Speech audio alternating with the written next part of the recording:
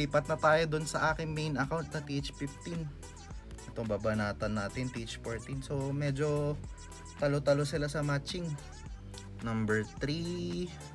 Pwede tayo mag-Archer Queen dito. Sakto matitrigger si Town Hall. Tapos dito tayo mag-RC Charge, no? Para banatan ni RC yung Town Hall. Hopefully.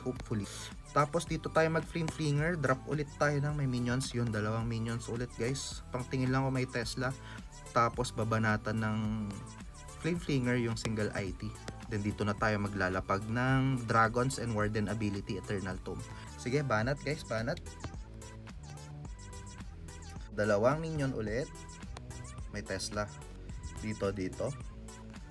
Okay, kaya na yan. Flame Flinger. Bang. Tinamaan si Town Hall. Nice. And then dito. Isang tama lang. Okay na yan.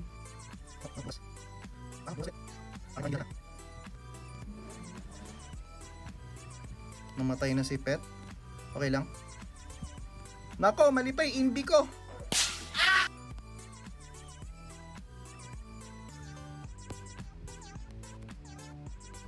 Buti na lang may revive spell tayo dun guys. Save by the bell. Pag gagamitin ko sana yun pang poison, anti-poison eh. Sa baba siya bababa. Okay, nice. Bakit walang laman yung CC nito ha? Pwede na to guys. Lapagan natin ng yan. And then Minion Prince, pang slow ng lahat.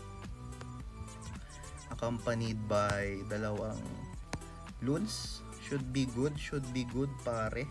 And then dalawang dragon din dito. Nako, hindi ko na nagamit yung Warden ability na maaga, hindi ko nakita. Pero okay lang, tres. So guys, dami natin drops, suminit pa. Walang taas na problema. Ganda ng plano natin doon. Nice. Tres. Sige,